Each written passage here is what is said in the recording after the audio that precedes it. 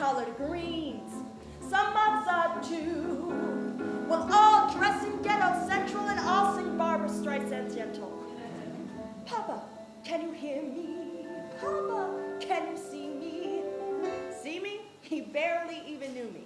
You see, my father was too busy making movies, and well, he just had way too much on his mind. Say, baby, do you want some? Do you? I love my experience here. I mean, this is a great artistic, the Fringe Festival is an artistic event, and everyone, you get together and you feel the energy and the synergy, and it's incredible. It's absolutely incredible. You've got some nerve allowing that child to stay in this school after calling my child a nigger. And then you're going to suspend my child for calling him a motherfucker? You Uncle Tom motherfucker! You don't tell me to watch my language principle, Stone, because you and that toupee have set the black man back about 400 years. Well, Fried Chicken and Latkes is about both halves of who Rain is.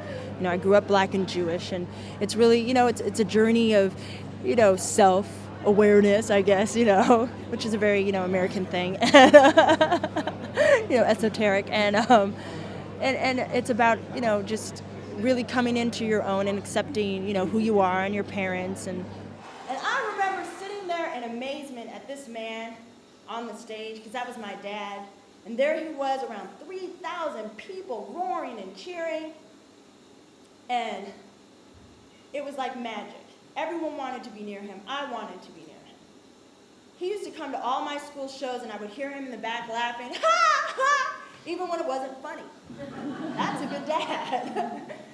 I think the pressure is like let's say you come over to a place like Scotland and everyone knows you're Richard Pryor's daughter first. And so the expectation is you're going to be doing stand-up, and so they come and I'm doing something completely different than stand-up, and I think that's where it's difficult to sort of say, well, I'm standing on my own feet, this is who I am, and come see what I'm doing now, Now, my father loved the idea of kids, not the responsibility. Like, we used to have strange babysitters. One time I had Holly Woodlawn. She was one of Andy Warhol's proteges, and she was a drag queen. Another time you'd have Henrietta the hooker, maybe even Miles Davis, who used to play his horn just to put me to sleep at night. Time to go to bed, Rain.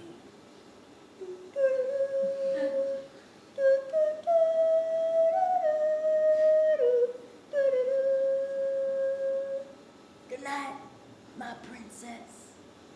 Well, it's like you go to my dad's house and it was a surreal world. You'd have, it would be, one, my dad was always surrounded by his family and always surrounded by people. And not necessarily famous people, it was just people. And you would go there and it'd be chaotic, and you would have the hookers, the madams, the prostitutes, all the girlfriends, all the wives, and it's just like going, party. And then I'd go home and it would be me and my mom and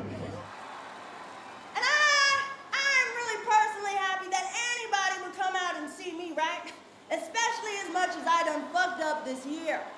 I don't ever want to see no more police in my life, at my house, taking my ass to jail for killing my car. And it seemed fair to kill my car to me, right? Because my wife was going to leave my ass. I was like, not in this motherfucker, you ain't. No, Lord. If you leave, you be driving those hush puppies you got on. Because I'm about to kill this motherfucker here. I think he's genius. I look at him because for me, it's besides him being a great comic, my dad was a great mime and a great mime and artist, and I love watching him to study what it is he did and how he held on to a character, and moments are really beautiful. So.